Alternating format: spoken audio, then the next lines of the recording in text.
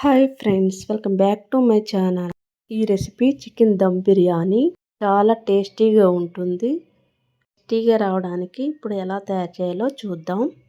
బిర్యానీ పర్ఫెక్ట్గా రావాలంటే ఈ కొలతలతో వేస్తే బాగా వస్తుంది.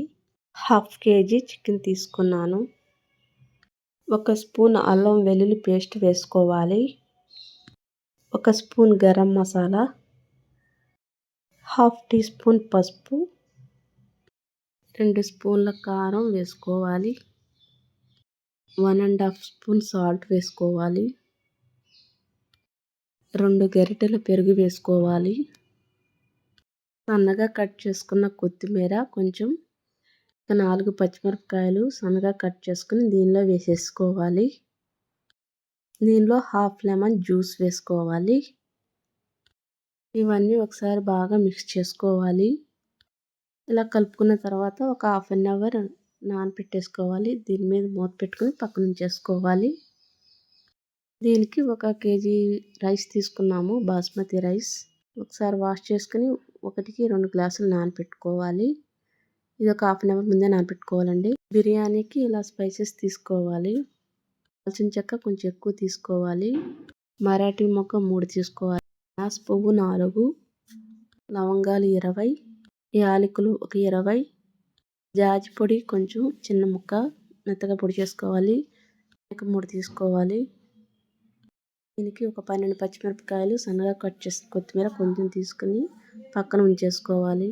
దీనిలో ఒక చిన్న బౌల్తో ఆయిల్ వేసుకోవాలి. అది హీట్ ఎక్కిన తర్వాత ఈ స్పైసెస్ అన్నీ వేసేసుకోవాలి. బాగా వేగిన తర్వాత పచ్చిమిరపకాయలు వేసుకోవాలి. పచ్చిమిరపకాయలు కూడా వేగిన తర్వాత మనం నానబెట్టుకున్న చికెన్ వేసేసుకోవాలి. లో ఫ్లేమ్లో పెట్టి ఉడికించుకోవాలి. ఇది ఒక 15 మినిట్స్ వరకు పడుతుంది. చికెన్లో వాటర్ ఉంటాయి కదా, వాటర్ అంతా అయ్యేంత వరకు ఉడికించుకోవాలి. 3 స్పూన్స్ అల్లం వెల్లుల్లి పేస్ట్ వేసుకోవాలి. 1 స్పూన్ గరం మసాలా వేసుకోవాలి. అల్లం వెల్లుల్లి పచ్చివాసన పోయేంత వరకు వేయించుకోవాలి. వేగిన తర్వాత నానబెట్టుకున్నాం కదా రైస్, వాటర్తో సహా పోసేసుకోవాలి. హై ఫ్లేమ్లో పెట్టి ఉడికించుకోవాలి. ఒకసారి బాగా కలుపుకోవాలి. దీనిలో 1½ స్పూన్ సాల్ట్ వేసుకోవాలి. మరగడం స్టార్ట్ అయిన తర్వాత మనం లో ఫ్లేమ్లో పెట్టుకోవాలి. ఇలా ఉడకడానికి 15 మినిట్స్ పడుతుంది. ఉడికిందో లేదో ఒకసారి చూసుకోవాలి. ఒకసారి మొత్తం కలుపుకోవాలి.